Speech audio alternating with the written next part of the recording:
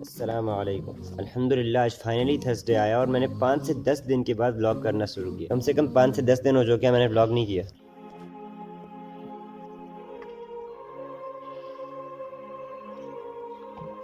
I am sure آپ میں سے کوئی نہ کوئی ایسا تو ضرور ہوگا جس کا اس آسمان میں اڑنے کو بہت دل کرتا ہے۔ میں تو اس لسٹ میں نمبر 1 پہ ہوں بھائی، میں نے پہلے ہی یاد کھڑا کر دی۔ صحیح میں بڑا دل کرتا ہے میرا آسمان پہ اڑنے کا، بادلوں میں بیٹھنے کا۔ خیر کریں گے انشاءاللہ، جنت پہ سب کریں گے۔ دنیا تو دھوکہ ہے، اصل مزے تو جنت میں ہے۔ يا من صليت بكل الأنبياء يا من في قلبك رحمة للناس يا من ألفت قلوبا بالإسلام خیر باقی باتیں بعد میں، مجھے آپ لوگوں کو بہت ضروری بات بتانی ہے۔ ایک سیکنڈ، ارے یار لائٹ لگاؤ۔ یہ والی میرا تکا کام کر گیا فرینڈس۔ صلاة وسلام عليك يا نبي ایک بہت ہی ضروری چیز، اب سنو۔ حضرت عبداللہ بن مسعود رضی اللہ تعالیٰ عنہ سے روایت ہے کہ رسول صلی اللہ علیہ وسلم نے ارشاد فرمایا کہ تم میں سے پہلی امتوں میں جب کوئی خطا کرتا تو روکنے والا اس کو دھمکاتا اور کہتا کہ خدا سے ڈر، پھر اگلے ہی دن اس کے ساتھ اٹھتا بیٹھتا، کھاتا پیتا کہ گویا اس کو گناہ کرتے ہوئے دیکھا ہی نہیں۔ جب اللہ نے ان کا یہ برتاؤ دیکھا تو بعض کے قلوب کو بعض کے ساتھ خلط کر دیا اور ان کے نبی داؤد اور عیسیٰ بن مریم علیہ السلام کی زبانی ان پر لعنت کی، اور یہ اس لیے کہ انہوں نے خدا کی نافرمانی کی اور حد سے تجاوز کیا۔ قسم ہے اس پاک ذات کی جس کے قبضے میں محمد صلی اللہ علیہ وسلم کی جان ہے، تم ضرور اچھی باتوں کا حکم کرو اور بری باتوں سے منع کرو، اور چاہیے کہ بیوقوف نادان کا ہاتھ پکڑو، اس کو حق بات پر مجبور کرو، ورنہ اللہ تمہارے قلوب کو بھی خلط ملط کر دیں گے اور پھر تم پر بھی لعنت ہوگی جیسا کہ پہلی امتوں پر لعنت ہوئی۔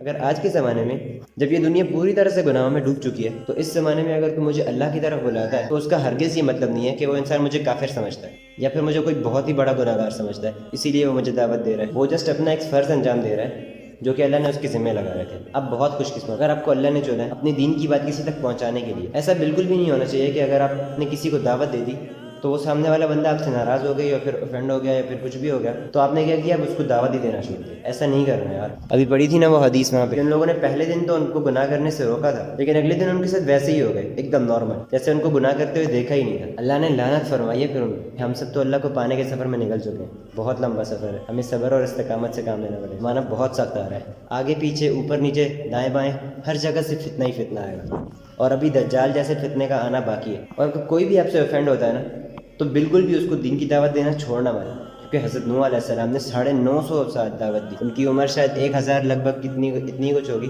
انہوں نے 950 سال تبلیغ کا کام کیا، اور اس لمبی عمر میں کتنے لوگ مسلمان ہو پائے؟ صرف 80 یا 82۔ اور ان کے بارے میں آتا ہے کہ جب وہ لوگوں کو دین کی دعوت دینے چاہتے تھے نا تو لوگ اپنے کانوں میں انگلیاں ڈال لیتے تھے اور اپنے منہ جو ہے وہ ڈھک لیتے تھے تاکہ وہ ان کی آواز تک نہ سن پائیں اور ان کو دیکھ تک، لیکن انہوں نے کوئٹ کیا نہیں کیا، کیونکہ ان کو پتا تھا کہ میں اللہ تعالیٰ کی طرف سے نبی بنا کر بھیجا گیا۔ اگر ہم تھوڑا سا غور کریں تو اللہ نے ہمیں قرآن میں بہترین امت کہہ کر اسی لیے نہیں پکارا کہ ہم لوگ سامنے والے کے ایک بار افینڈ ہو جانے سے اس کو دین کی دعوت دینا ہی چھوڑ دیں۔ دیکھو اب اس دنیا میں کسی نبی نے نہیں آنا، ہاں تو یہ ہماری ذمہ داری ہے کہ جو بھی اچھا سیکھیں اس کو کسی دوسرے تک پہنچا دیں۔ انسان کے اندر میجورٹی تب آتی ہے جب وہ دین سے کلوز ہوتا ہے۔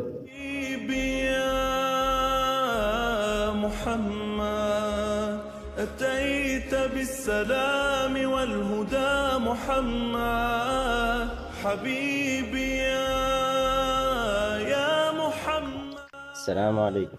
آج ہے 8 دسمبر جمعے کا دن۔ میں نہیں جانتا یہ دن کیسا جانے والا ہے لیکن جو ہوگا انشاءاللہ اچھا ہوگا۔ ایسے اس ایریا میں جہاں میں رہتا ہوں یہاں انسان کم اور کتے زیادہ ہیں۔ صبح کے وقت تمہیں ایک بھی انسان نہیں دکھے گا یہاں پہ۔ يا من بجمالك علمت الإحسان يا من نورت قلوبنا بالقرآن يا حبيبي يا شافعي يا رسول الله بأمي وأبي۔ حسرت میں رہتے ہیں لوگ ایسے شخص کی دوستی کے لیے جو ان کو اللہ کی طرف بلائے۔ ان لوگوں سے ملوں گا میں تب جب میرے پاس کیمرہ چلانے کا موقع اور ٹائم دونوں ہوں گے۔ عليك يا نبي۔ السلام علیکم۔ میں دیکھ رہا ہوں، آئی ہوپ میں دکھ رہا ہوں کیونکہ مجھے کچھ بھی نہیں دکھ رہا۔ اس وقت بہت خطرناک قسم کی سردی ہو رکھی ہے۔ خیر ابھی رات کا ٹائم ہے اور مجھے وضو بھی کرنا ہے اور ٹھنڈ ایک دم زور پہ ہے اور بالکل بھی دل نہیں کر رہا وضو کرنے کا سچ میں۔ لیکن وہی بات ہے نا، ہماری ناگواری میں وضو کرنا ہی اللہ کو بہت پسند ہے۔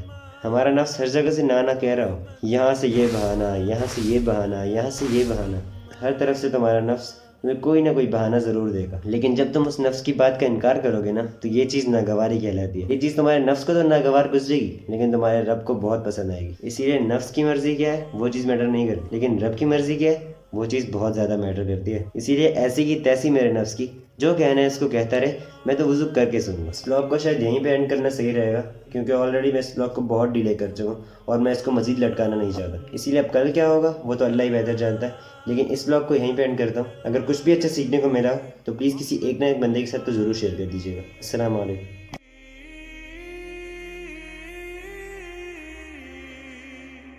حبيبي يا